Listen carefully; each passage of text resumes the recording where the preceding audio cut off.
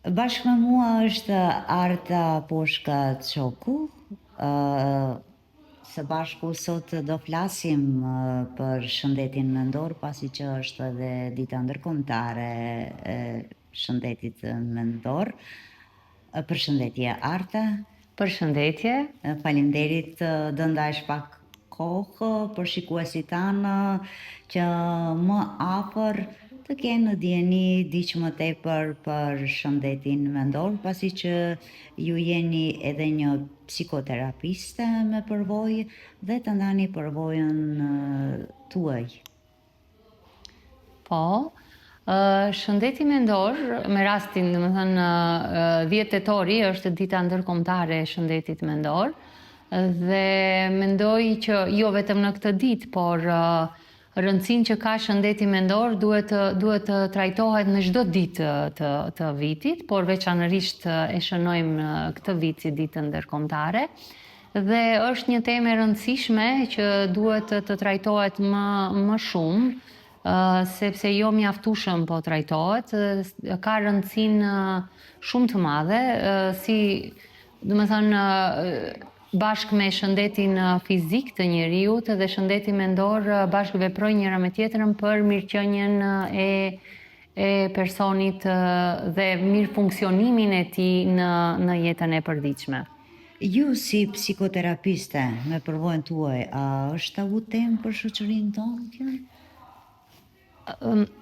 Unë mendoj që në përgjithësi trajtohet shumë pak tema e shëndetit mendor dhe trajtohet shumë pak hapur, mund të them, tema e shëndetit mendor. Mendoj që duhet jetë më e përditshme dhe duhet trajtohet në çdo pjesë në çdo segment të jetës të njeriut. Mendoj që duhet të trajtohet në shkolla, nga mësimdhënësit, në ambientet shkollore, në familje, në bisedat, në rrjetet sociale, sepse mos trajtimi i mjaftueshëm i kësaj teme sjell në tabuizimin e kësaj teme. Domethënë, në përgjithësi mendoj që në kuadër të mbyllur nuk është aq tabu temë, sepse ne si psikoterapiste e dim që kjo është tema të cilët trajtojmë me klientët tonë,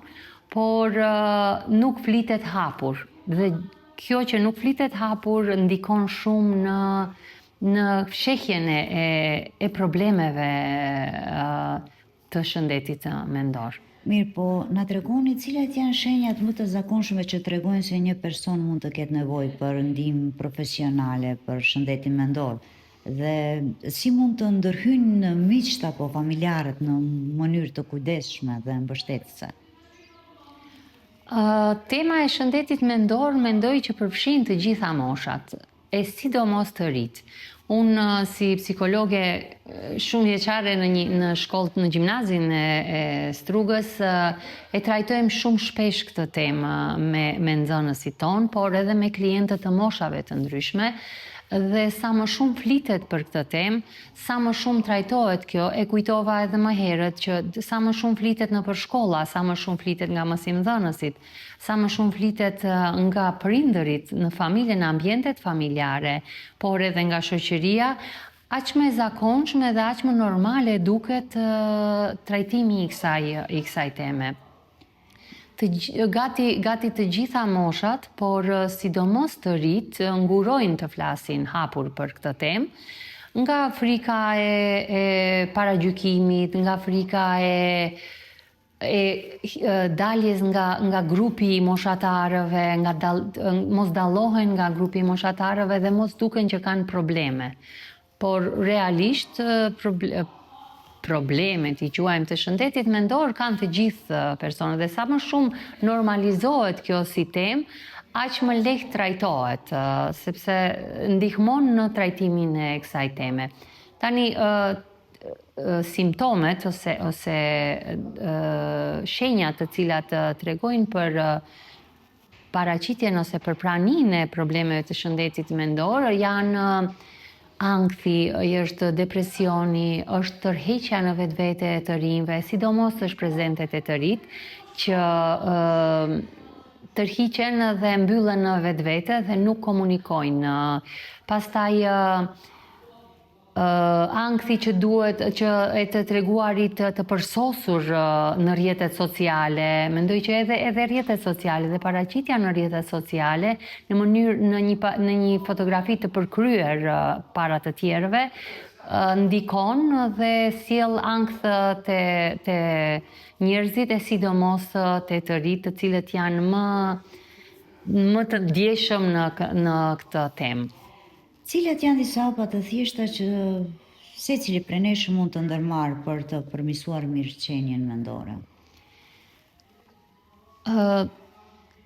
E kujtova që në çdo aspekt, në çdo sferë të përditshmërisë tonë duhet të merren hapa. Dhe kjo do të thotë që shkollat si ambiente në të cilat nxënësit të rinj tanë e kalojnë gjysmën e ditës, duhet të krijojnë ambiente të ngrohta dhe jo paragjykuse për të rinjt, për të shprehur ato pasigurinë e tyre, ankthin e tyre dhe nevojat për të folur me dikë. Domethënë, sidomos shërbimet, psikologët e shkollave bëj apel që të tregojnë, të krijojnë një ambient të ngrohtë për nxënësit dhe të jenë aty mbështetës për problemet që mund t'i shfaqin të rinjt.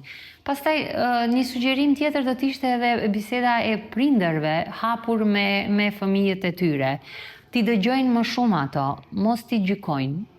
Domethënë, të jetë pjesa e dëgjimit të jetë më e madhe në krahasim me e gjykimit të tyre, sepse një fëmijë që është mësuar ta dëgjojë në shtëpi, di të kërkojë ndihmë edhe jashtë saj kur ka nevojë.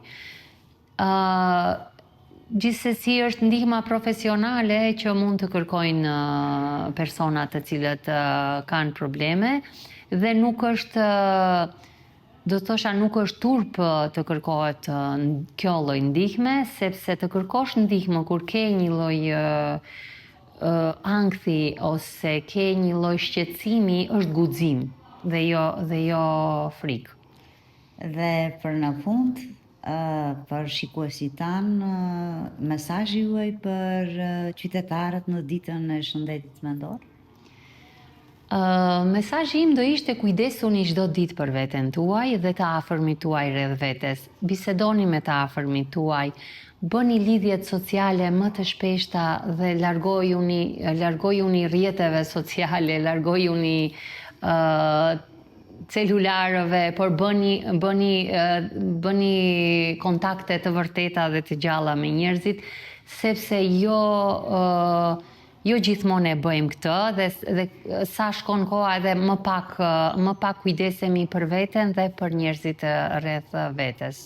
Të faleminderit shumë Marta që ishe pjesë e emisionit tonë, të urojmë shëndet dhe shumë suksese në profesionin tuaj. Faleminderit shumë, faleminderit edhe juve, gjithë të mirat.